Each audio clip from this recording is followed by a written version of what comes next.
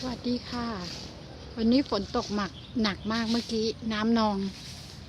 ลมแรงมาก หลังคานี่ค่ะหลังคาบ้านเดียวเปิดทุกหลังค่ะไม่มีหลังไหนไม่เปิดเนี่ยค่ะกระเบื้องเปิดหมดทุกหลังเลย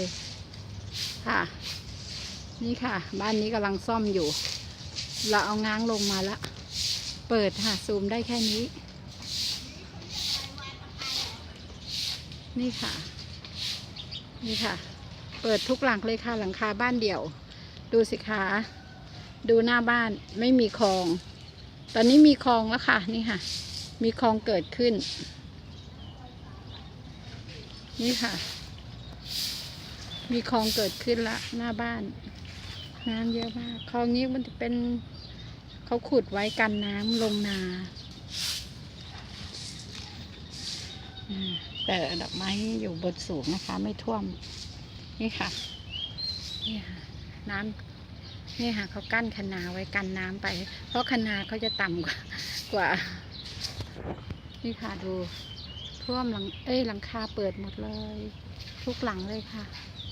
ดูหลังโน้นก็เยอะหลังโน้นก็เยอะยิ่งหลังโน้นด้วยค่ะเยอะเลย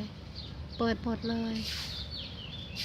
เจ้าของบ้านไม่อยู่แน่เลยบ้านเดี่ยวนี่ค่ะแต่หลังนี้เขามาซ่อมแล้วแต่หลังคาข้างบนเนี่ยตกไปใส่หลังคาในครัวข้างหลังเขาอีกนะคะ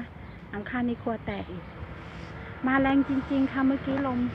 กล้วยนี่ก็ล้มนะคะกับล้มนะคะมาค่ะเมื่อกี้มะม่วง3 ฤดูเต็มต้นร่วงไปประมาณ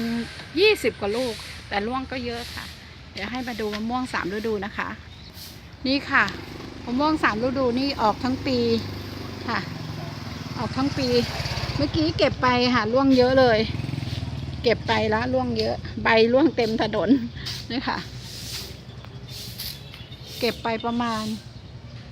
20 กว่าลูกค่ะร่วงเยอะเลยค่ะนี่ค่ะร่วงเยอะเลยไม้ค้ำกล้วยก็หลุดมะม่วง3 ฤดูนี่ออกทั้งปีนะคะนี่ค่ะกำลังออกช่อก็มีอีกเยอะเลยหน้าบ้านค่ะมะม่วง3 ฤดูให้ดูนะคะนี่ค่ะลมเข้าบางบัวทองแรงมากค่ะโอเคนะคะบายสวัสดีค่ะ